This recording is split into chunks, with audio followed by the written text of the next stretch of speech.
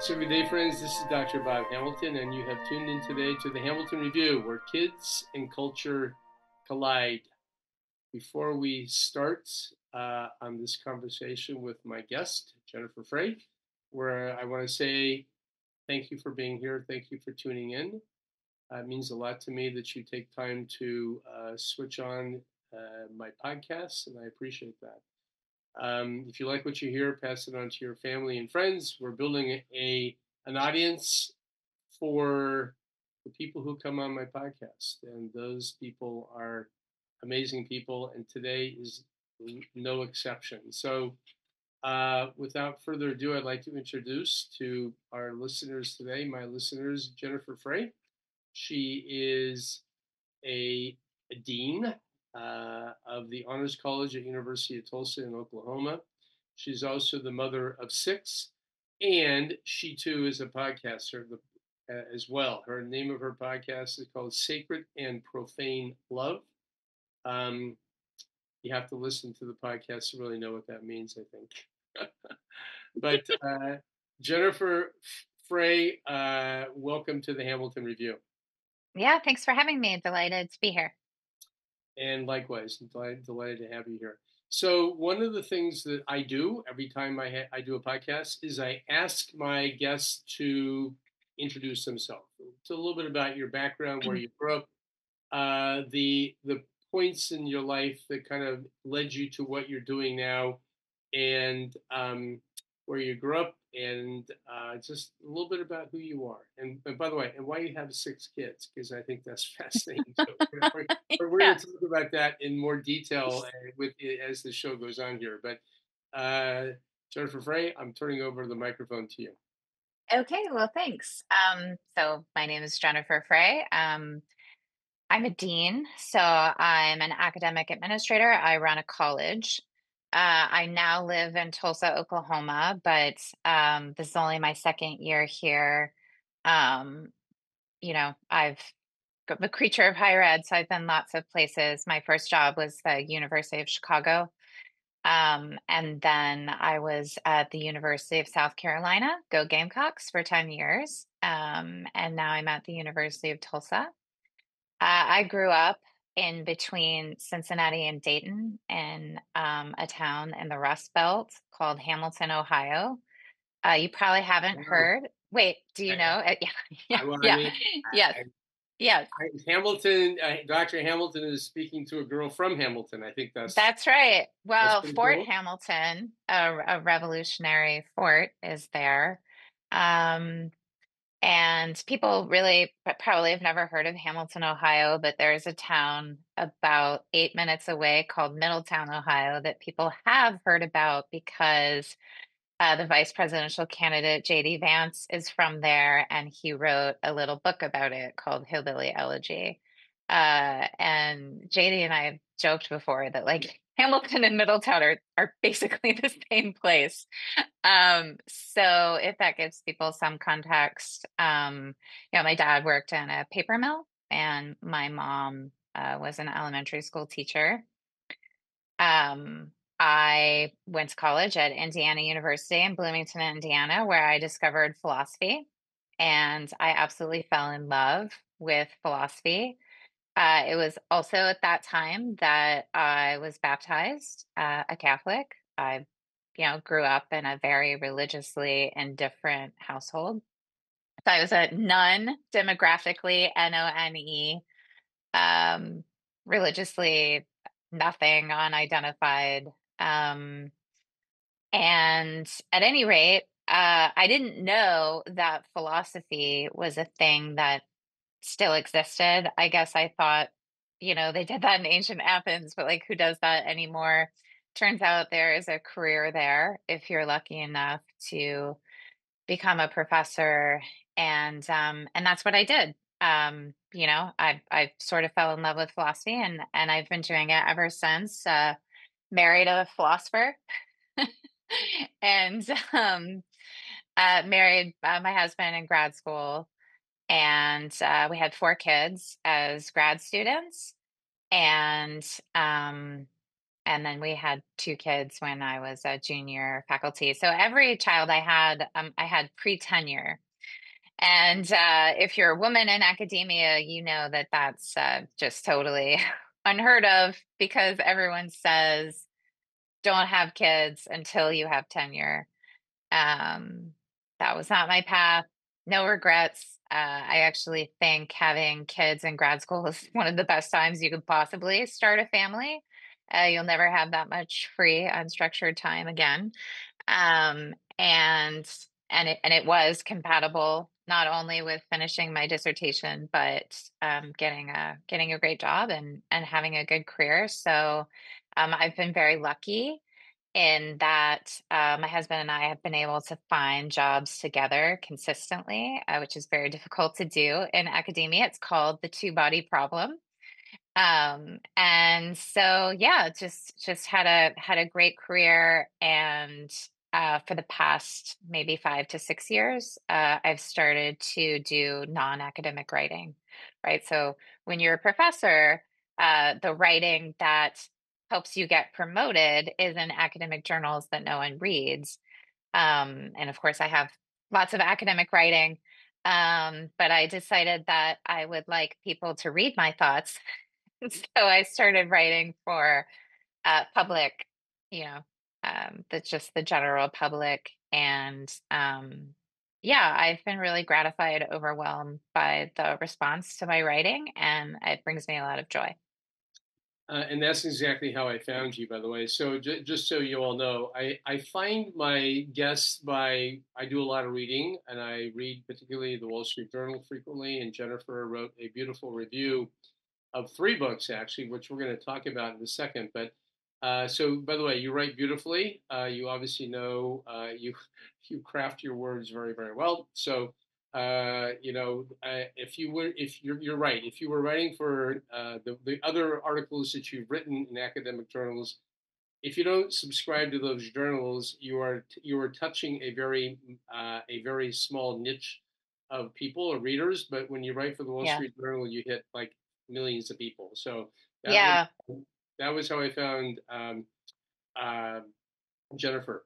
So a couple of questions I have. Number one, so you grew up so JD grew up in Middleton. You grew up in Hamilton.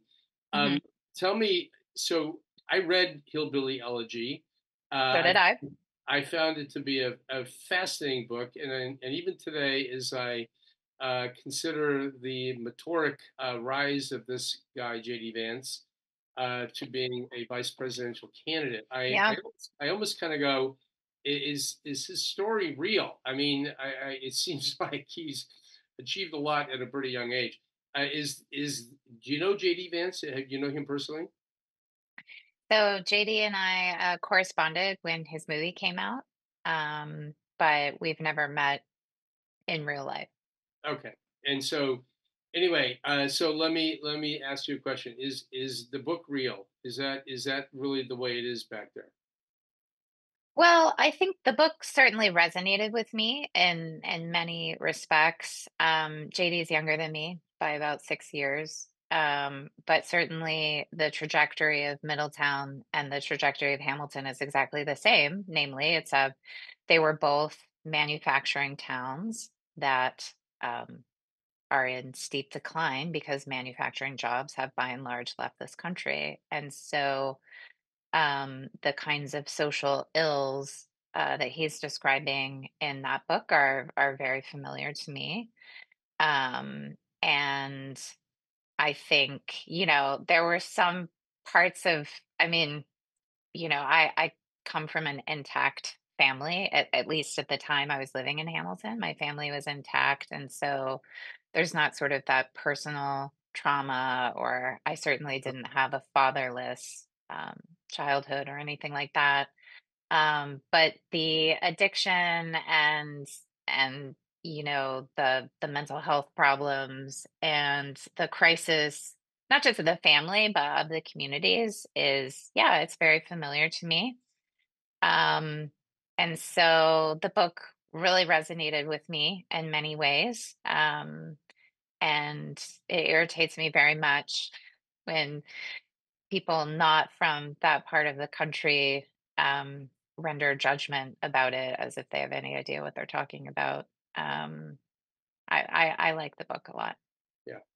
Oh, and so did I. And I think that I again I have to respect where how he's how he's progressed through lots of different things. That's for darn sure. Yeah, and obviously he's changed a lot since he wrote that book.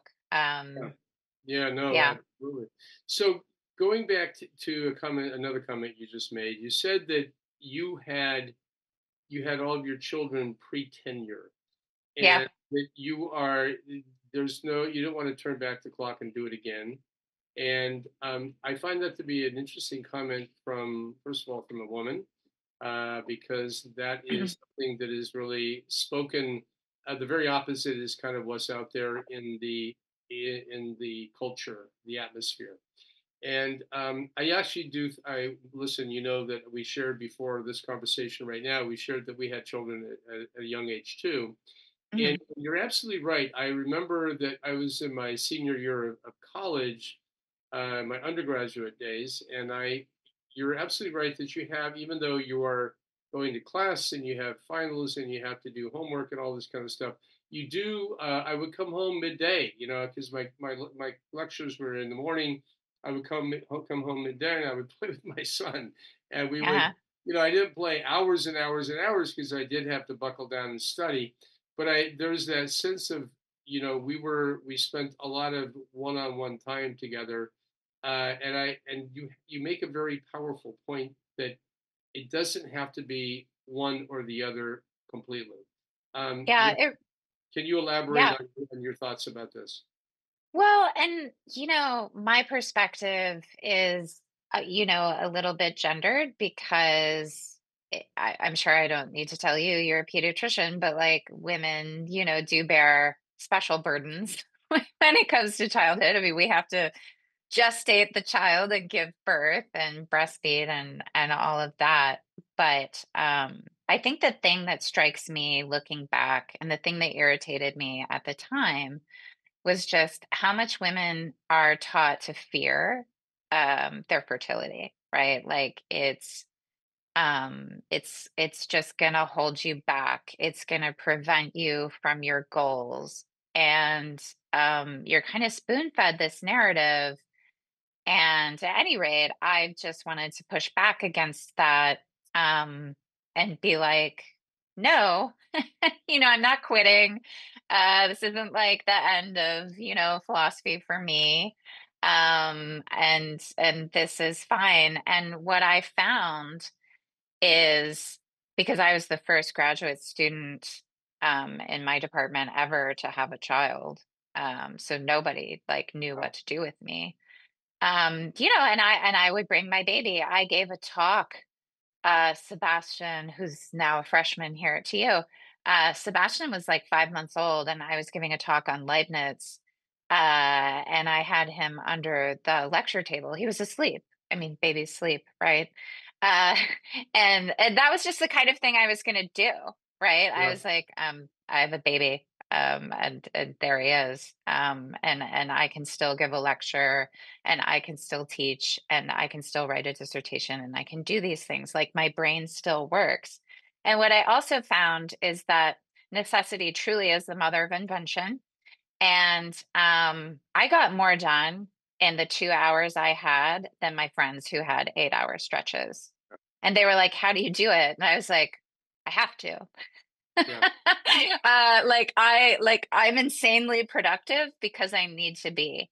And then those habits of time management and productivity and just staying maniacally on target and disciplined, those carried with me into my career and have served me very well. And I really think that motherhood, early motherhood, starting in my 20s, gave me a lot of habits that have served me well. And I don't think that I would have been better off, really, in any respect, had I delayed that. I think that there is a prejudice against young mothers, that we don't talk about enough. And I think in the workplace, there's certain prejudices, against motherhood, that we don't talk enough about. And for me, I just was like going to do it and let the chips fall where they may.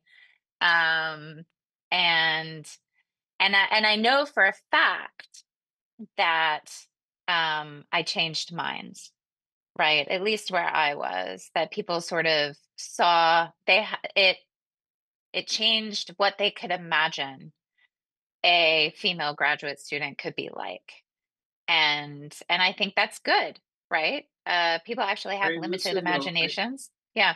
I think is more than good. I think it's fantastic. I think that what you demonstrated was a verve and a courage to maybe buck the tide. And by the way, your efficiency, those 2 hours that you were focusing, here's another part that which is maybe may sound a little foreign, but you probably weren't watching all the TV episodes of whatever was popular then, Mm-mm, right? You were probably mm-mm. not going out and partying on every night of the week either.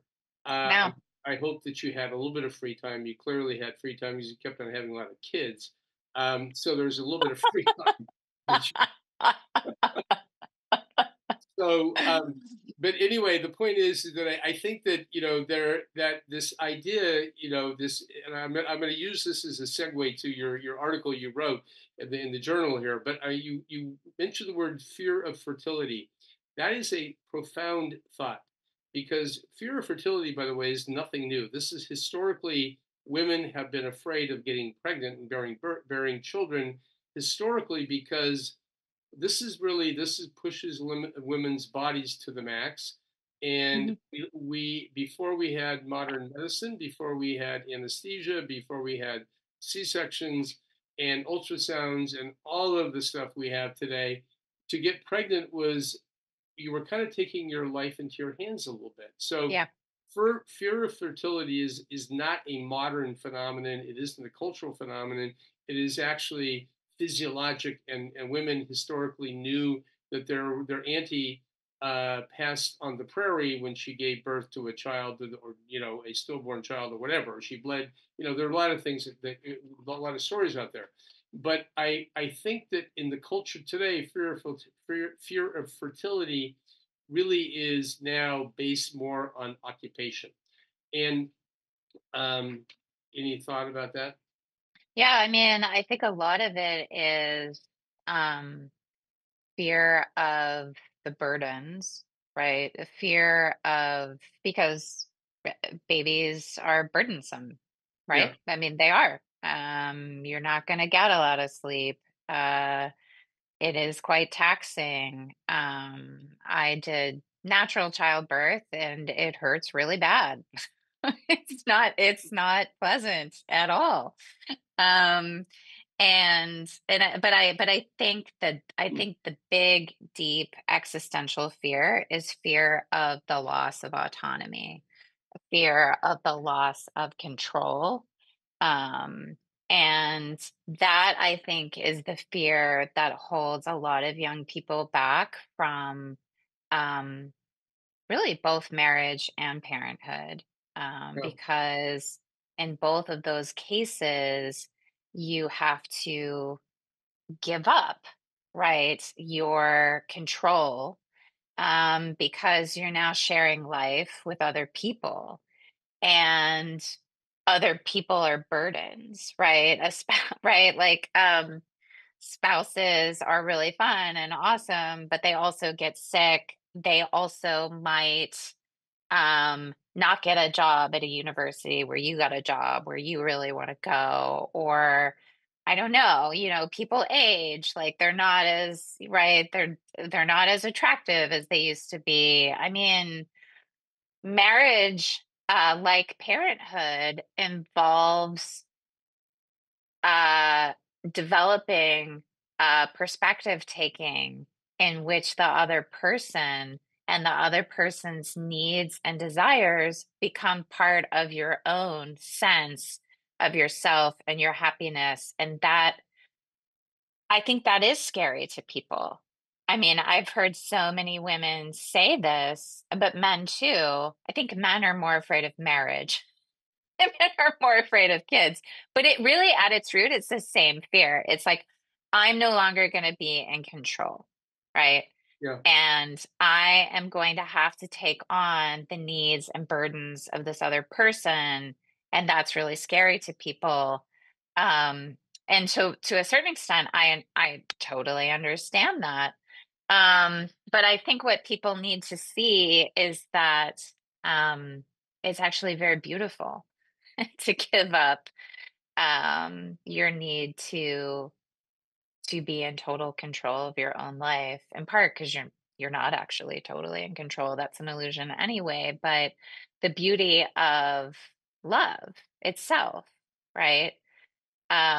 Is that it comes with profound risks and burdens. You cannot separate them. You can't separate the goods of spousal love and parental love from the burdens and the responsibilities. It's just a package deal. And I think let me ask you how this affected your world in philosophy. I mean, are you if you can remember back before you were a parent, before you when you were married, how you think about life, how you think about even in your own career, has being a wife and being the parent of 6 kids, has that Mhm. augmented or impeded um, your career? As if, I mean, I'm not talking about necessarily, climbing the ladder, but the Mhm. quality of your observations and how you look at your philosophy major, I guess, your philosophy emphasis. Yeah, I mean, I would say that being a mother in particular um, has definitely shaped the way that I think. So I do moral philosophy, I do ethics, and um and there's a whole range of questions there, but I my work in particular focuses on how to think about personal happiness and Yeah, well-being and the ways that traits of character are connected to whether or not someone is happy or flourishing or has well-being. And so I look at how they conceptualize and think of well-being in the social sciences. And then I look at how we conceptualize and think about well-being from a philosophical perspective, but I've also looked into it from a theological perspective and even a literary perspective. And I think my own experience of having to sacrifice and suffer as a spouse, as a mom, um, has deeply shaped how I think about happiness. So I've written about the ways that sacrifice and suffering are part of a happy life, right? And that the social sciences don't really have a good way to account for this, given how they operationalize it. Most social sciences just think you're happy if you just have like an abundance of pleasure versus pain. And I'm like, I don't think that's it, right? And I don't think it's tracking human experience in the right way.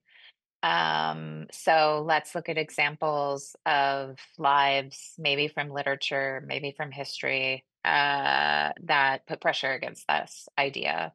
Or let's think about what happiness meant for Aristotle, right, yeah, as opposed to John Stuart Mill or whomever. And but I do think that it is absolutely rooted in my first person experience, because your gut has to be somewhere, right? It has to be your intuitions about this have to be grounded in something. And for me, it's grounded in the recognition that um, the importance of sacrificing and suffering for the good, right? That actually the good is demanding. It's quite demanding of us, and um that we are not only willing to sacrifice, but we find deep meaning and purpose in making these sacrifices because we can connect it to that good that we're trying to preserve or maintain or carry forward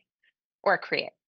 So I think that you talk about the pleasures and happiness and being a function of just always being you know uh, doing happiness is a function of pleasure.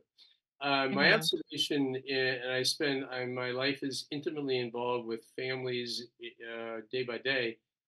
I haven't come across anybody who's not going through something very profound in their life pretty much all the time, Hmm. or has gone through very, very, deep wounds and hurts, because I think that's just part of the human experience. We all, I like to say that we all kind of get our butts kicked by this life, and I Yep, think the philosophers of old, they kind of knew that, and I they think sure did.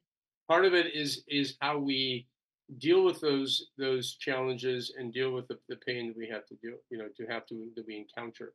So I think that going back to this idea of kids, yes, they are a burden. I guess you could put that in parentheses or in quotations. They are time consuming. They demand of us everything. But yet there's something liberating and beautiful about giving up that part of your personality, I guess, to invest into them. And that goes for marriage too. And in fact, I want to actually get to the books that you reviewed, Hmm. because I think this is really critical. So Jennifer wrote an article recently. It was a review of three books. It was published in the Wall Street Journal about last month, and the title of the article was Three Books on What Being a Parent Really Means. The subtitle of the article was Having a Child, Like Getting Married, Requires Making a Lifetime Commitment, in this case, to someone you've never met. And Hmm. we had been kind of talking around this issue. You reviewed three books in this particular review. Number one was What Are Children For on Ambivalence and Choice by two women, Anastasia Berg and Rachel Wiseman.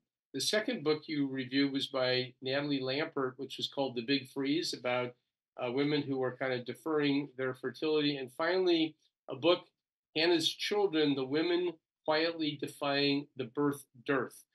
Hmm. These were all interesting. I did get a copy of the first book. Can we just kind of quickly go through each of these books, if you, Yeah, and maybe let's start with what children are for, and ambivalence and choice. The yeah. question, what are children for? How would you answer that question? Well, I mean, I think children are for themselves, right? I think that human beings are valuable in and of themselves. They're not an instrumental good, but just a good simpliciter. So I don't know that they're really for anything in particular. It's just good that they exist, right? When we celebrate somebody's birthday, we're just celebrating your existence, right? We're just Their saying like life, we're yeah, glad you exactly, exist. yeah. I mean, they're It's not. it's good. We're celebrating your existence, the fact that you were born. Yeah. By the way, just And let me interject here. What are children for? This is kind of your kind of, they're not a commodity. It isn't like right, they're like you can say, what is a refrigerator for? I can explain that, or a telephone, or a coffee cup. But these are, human beings are beautiful right. and uniquely, you know, wonderful in their own right. That's Yeah, and they're individual persons, right? I mean, so you can't, they're not interchangeable, right?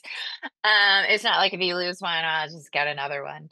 And I think that Anastasia and Rachel really get to this in the end. So I think it's a very philosophical book.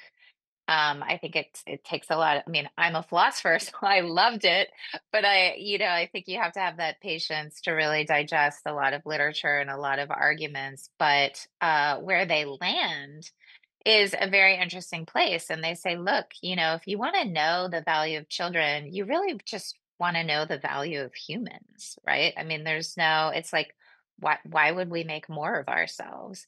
And that's really the center of this, right?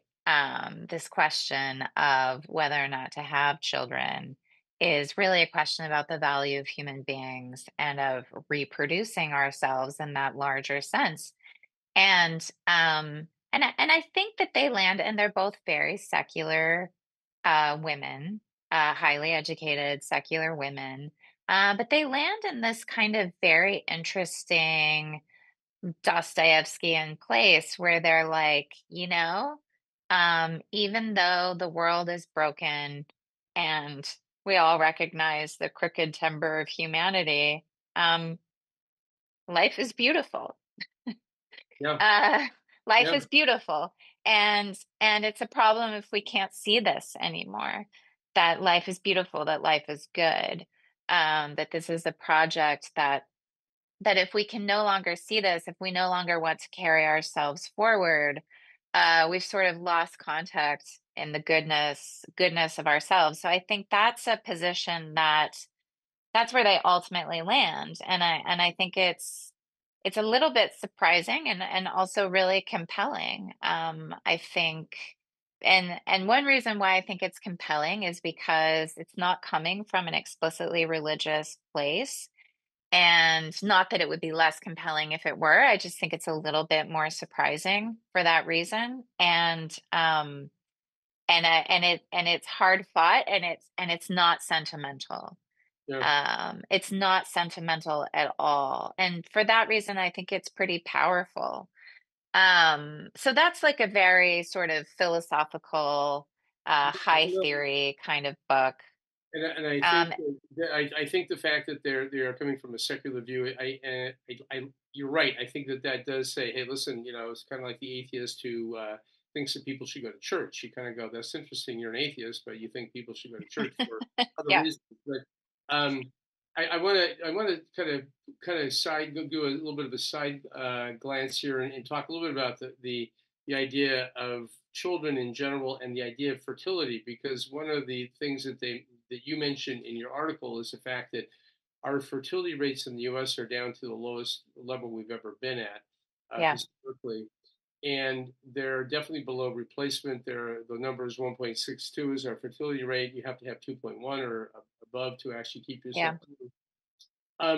You mentioned in your article this idea of a demographic winter. Hmm. Um, can you just touch on this very quickly? Because I think this is another aspect of this idea of why children why children have value, and in this regard, they actually have real value. So can you? Yeah, so this is something that, I'm in academia, so I'm surrounded by lefty liberal people and who favor big government programs. And so I'm like, well, you've got to have people sustaining that. If you're not, then these things are going to collapse. And in fact, we can plot like when they will collapse, Yeah, because you need to have more people feeding into the system. Because sometimes people give me a hard time because I have a lot of kids, and I'm like, well, you should thank me, right? It's like, it's like we're keeping Social Security going. Like, you need people having kids, actually. And I think this is something that people don't talk about enough. I think a lot of people actually like don't understand this.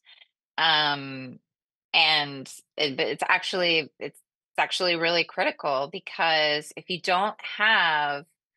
um if you're not replacing yourself, then you're also not able to sustain in the long term, your government programs.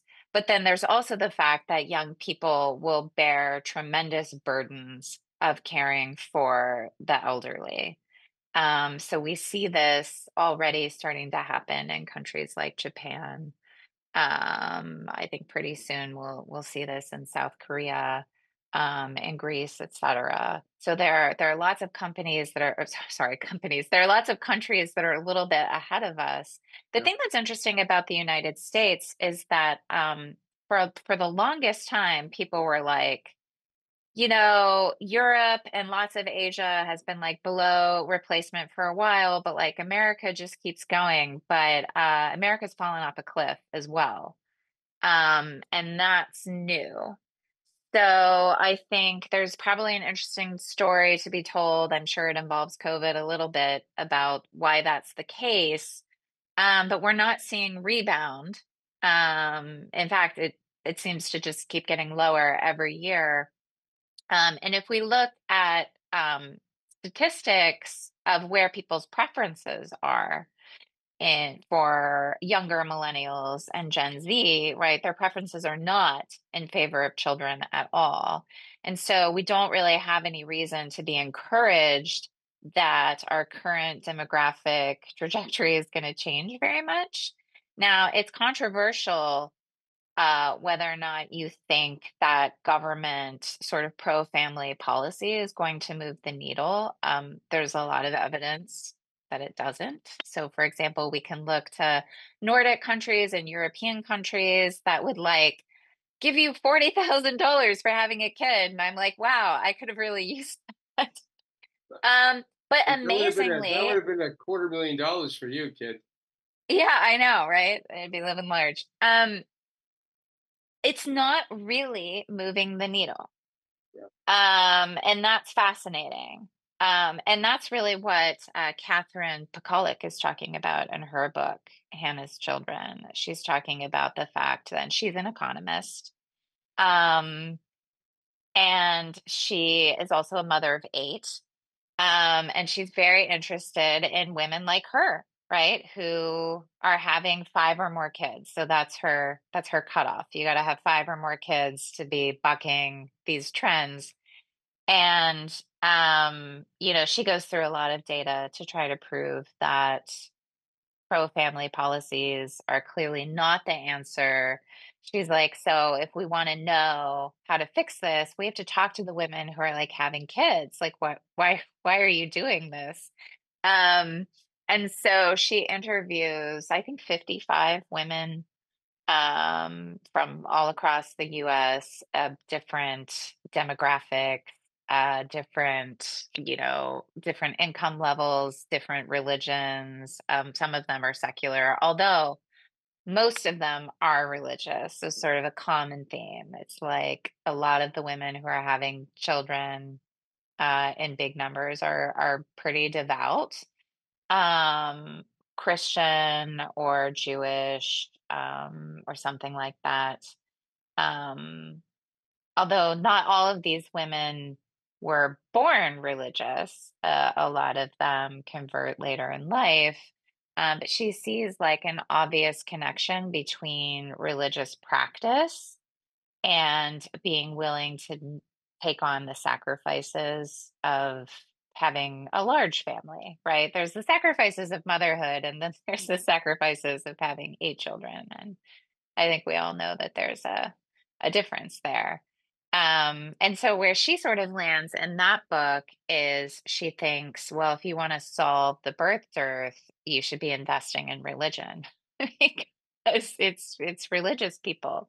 Yeah. Now, I'm not sure that I agree with that because the US is actually very religious compared to Europe and some other countries that have the same birth rates. And so I think that if it were just a question of religious belief and practice, then we would expect American numbers to at least be at replacement, right? I mean, we Yeah. wouldn't expect the average American woman to be having five kids, but we would expect to be stably at replacement if we have a majority religious population, which we still do.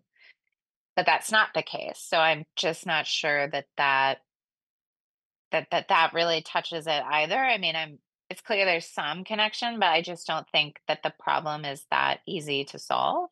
Right. Um, I'm thinking right now of an outlier. and that outlier is Israel. And they have Mm. a very robust rate, birth rate, as you know. I think it's over Yeah. 3. And they do have a population called the Haredes who have a large number of babies, like over 6 per mom. Yeah. Hmm. And but they also have a very secular population too. And the interesting thing, it is part of the culture. The culture looks at Hmm. children in a very positive way and having children in a very positive way. So even secular Israelis Hmm. will have 3, maybe 4 children, and that this is kind of the way they do it. They also Hmm. make opportunities for people to bring their children to work. You know, you giving your lecture with your child sleeping under the dais there. That wouldn't have been atypical in Israel. They would have said, okay, she has a baby, no big deal. So I Yeah. think it's part of a cultural issue as well, and how Hmm. people look at things. And I also think, Jennifer, that having, one of the reasons why people don't have children is they don't know. They don't know. They don't Sure. know. They don't know the joy, the blessing, the delight of kids in general. I Hmm. I have many moms, and I've said this before on the show, but I'll say it again. I have many moms who come into my practice. They have their first child in the late 30s, maybe early Hmm. 40s. That's number one. Okay, number one baby. And Hmm. I remember one mother who looked at me and she said, I looked at her child and I said, are you in love? And of course, the Hmm. answer is, are you kidding me? And she started crying, I think, after I asked that simple question. And Hmm. she looked at me, and these eyes that were pleading, and knowing that her fertility is beginning to diminish. And she said, Dr. Hamilton, why didn't anybody tell us? I said, tell you what. And she said again, why didn't anybody tell us how wonderful children are? And Yeah. I thought that that was like a known. I thought that having children was like everybody knew that having children was something very special. So No, I don't think so because there's not a lot of positive images of motherhood, and of family life. But I would also say like, um, a lot of people have grown up, with just no siblings or one sibling. A lot of people grow up not really around babies at all. yeah, I mean, my husband's own baby was like the first baby he'd ever held. And I was like, huh. Like, and it was like a thing in our graduate department. Like no one knew how to hold a baby. Like you would give it to them and they would be like, what do I do with this? They're just, it's like totally segregated. They're not around children. They don't think of children. And I think that has to be part of it. yeah. I think we cohort people. We put the old people over here, the young people, the Hmm. kids. The babies, the new babies are put far away from the mainstream. So Yeah. we need to get them out there. Well, listen, Yes. Jennifer, I promise you to not bleed too much into your afternoon there in Tulsa. So I'm gonna end the show here. Okay. I have to say you have been a fascinating conversation. You look really, really young to be a dean. I just have to tell you that. I kind of, is this, are you I'm not, in fact, really, really young. okay? Are you So, really a dean, or are you just an actress playing a dean? But I'm she I'm said really a dean. you're really a I dean. I I, I literally have a dean card. Okay, I want to next time I'll have you present it. So Jennifer Fraze, the dean of the Honors College at the University of Tulsa in Oklahoma. I really thank you so much for taking the time to come on the Hamilton Review today. You've been a delightful guest. Yeah, it's really a pleasure. Happy to chat anytime. Okay, and friends, those of you who have tuned into the show, thank you for tuning in. It means a lot to me. Until next time, be well. Bye bye. You have been listening to the Hamilton Review, where kids and culture collide. Thank you for allowing us to be a part of your day. Tune in again next week on Apple Podcast. Rate and comment and tell a friend.